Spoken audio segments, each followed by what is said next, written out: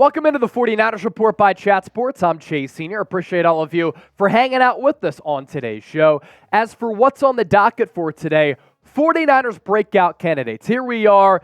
It is about the middle portion of July. Training camp starts in just a couple of weeks, so it's a great opportunity to look ahead to see which players are going to star for the Niners here in 2023. And speaking of training camp coming up around the corner, here's what you can expect right here on the program, and this is why you subscribe to the show as we are on the road to 100,000 subscribers. Training camp updates, check. When breaking news happens, we have you covered. Watch parties are going to be here before we know it, and we have some awesome giveaways that we have in store. Live shows like this one, daily content. This is your community for Niners Talk on YouTube, so hit that subscribe button, turn on those noties, and join the faithful family here at Chat Sports. Breakout candidate number one, I'm going to go with Jordan Mason here. I think Mason has an opportunity to potentially be the backup running back behind Christian McCaffrey. I really like his game. I like his physicality. He's really impressed me since being a UDFA out of Georgia Tech, and this is a player who certainly flashed for me last year. And I think that he brings that change of pace to the Niners' backfield that I think is really important. So with all these breakout candidates, I'm going to list reasons for why I think they can break out. And let's begin it with Jordan Mason here. First of all, had a really good offseason. Seems to be in better shape, added a little bit more muscle. And when you're going into year two after your rookie season, that's one of the big takeaways. It's one of the big things that you can learn as part of that learning curve. He seems to have grasped that. Number two, Elijah Mitchell. He's always hurt. Really, really good football player when he's on the field in between the lines, but unfortunately for Eli, through his first 2 years, the production has been really good. His availability has not. If he gets injured once again, that gives Jordan Mason a prime opportunity here.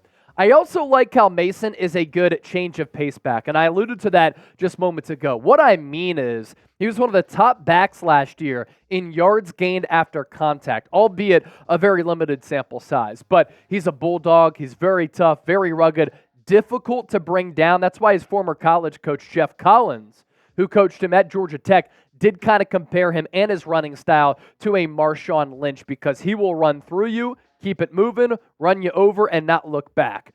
I thought that last year, too, as a rookie, Mason did flash a lot of potential. There was that portion there about the three-quarter mark of the season towards the end of the 2022 campaign in which he started to get some more carries. He broke off that long run against the Seahawks to officially clinch the division in Seattle, and you saw some of that elusiveness to his game as well as the overall power. And then lastly, Elijah Mitchell is not much of a receiving back. Jordan Mason, though, throughout OTAs, did show some pass-catching abilities. So you have Christian McCaffrey as your dual-threat back, who's kind of that finesse guy, who I think is a little bit tougher than what people give him credit for. But then you have Mason, who's that bell cow physical type of running back. If he can add an element in the passing game to his arsenal, it just makes him a lot more dangerous. Breakout candidate number two. Let's go to the secondary here. Deommodore Lenoir. Entering a pretty critical year three for him. Obviously was not a first-round pick, so he has 2 more years left on his rookie contract, and Lenoir is going to have ample opportunities to prove what he can do for the Niners here as they figure to contend for a Super Bowl. Slotted in at cornerback number 2. So the reps are going to be there for the taking as he is going to be that other cornerback opposite of Charvarius Ward. Deommodore Lenoir, the Pro Football Focus numbers during the regular season weren't great, but then he really started to turn a corner and come on at the end of last year. Then he had a really good playoff showing in those 3 playoff games. The new Niners defensive coordinator is Steve Wilks, who replaces DeMeco Ryans. Steve Wilks has done great work with defensive backs because he himself was a defensive back. So that DB background, I think, is going to allow him to develop a player furthermore like Deommodore Lenoir. I do think that up front, the Niners pass rush going to be able to help Demo a little bit because if opposing quarterbacks don't have time to survey the field and take forever to really go through their progressions and go through their reads, it only makes it easier for the guys on that back end. And then Deommodore Lenoir last year, while the PFF numbers didn't pop off the screen at you, he only gave up 1 touchdown in coverage in 2022. So at the very least, if you didn't like what he did in between the 20s, he was a very good red zone cornerback and didn't get beat often on that deep ball. Lenoir in the playoffs, I mentioned this briefly just moments ago as a tease up for this. He had 2 interceptions in those 3 playoff games, 2 pass breakups, and 3 stops, only allowed 5 catches for 85 yards on 13 targets. He was going step for step with some solid wide receivers. As you can remember, Seahawks, good receiving core.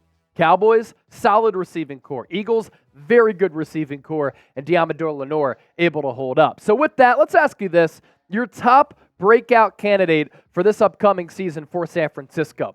Who is it? This will be our pinned comment, so make sure you go on down and drop those names. Today's show is presented by ZBiotics. You can get 15% off at zbiotics.com/chatsports. It is a pre-alcohol probiotic. You can see for yourself using that link, but also the QR code on your screen as well. It is the world's first genetically engineered probiotic. It was invented by PhD scientists to tackle rough mornings after drinking.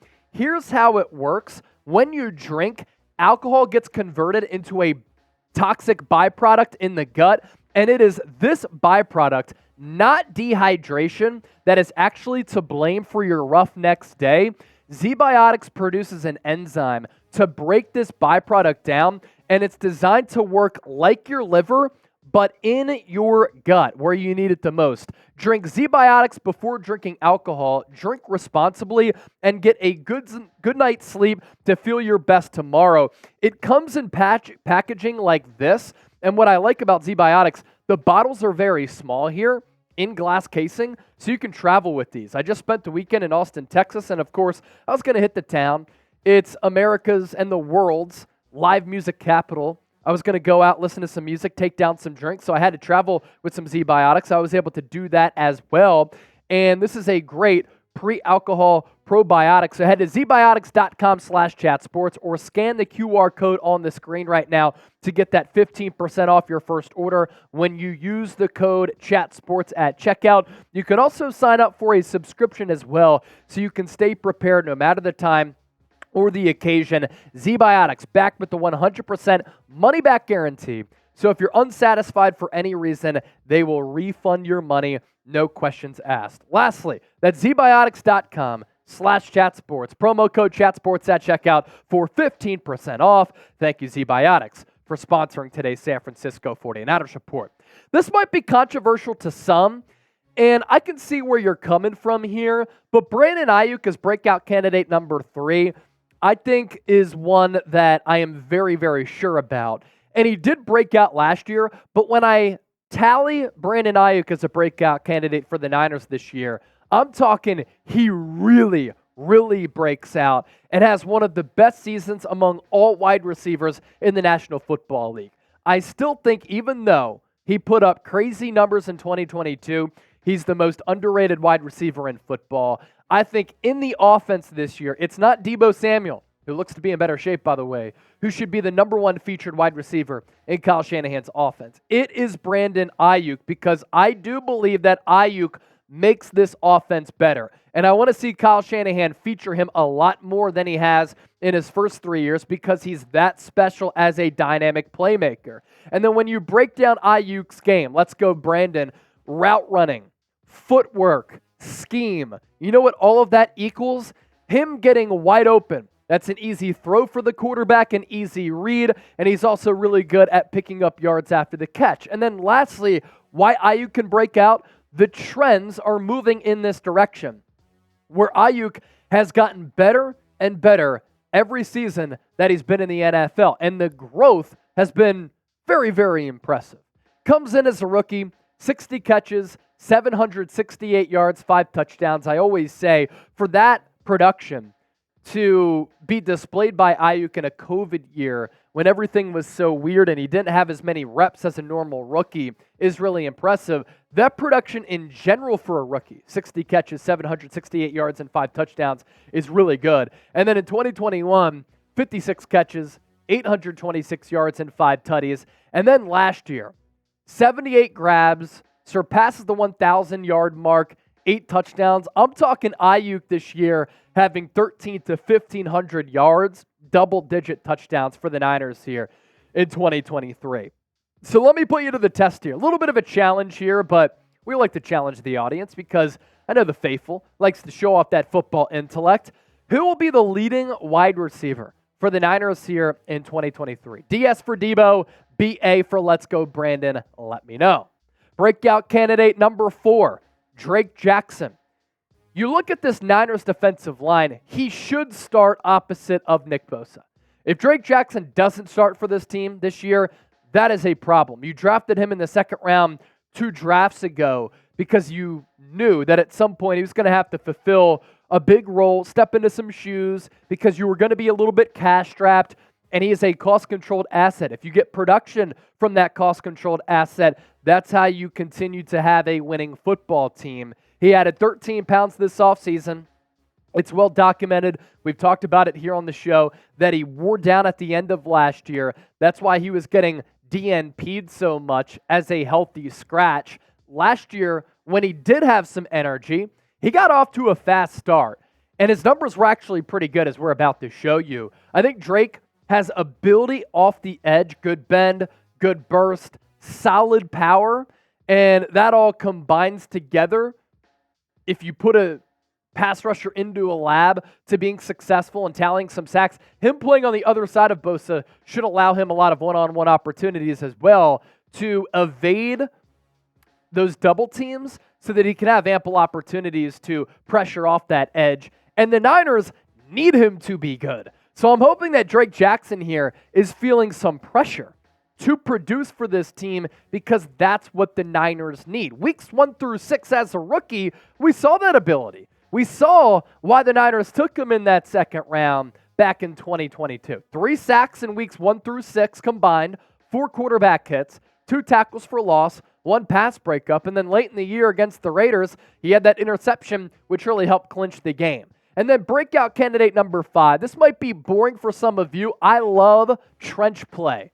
Offensive line, defensive line. I'm one of those nerds sometimes that doesn't watch the ball during a game. I like to watch the lines because I do believe that's sometimes where the game is decided. So that's why I'm going Spencer Burford here.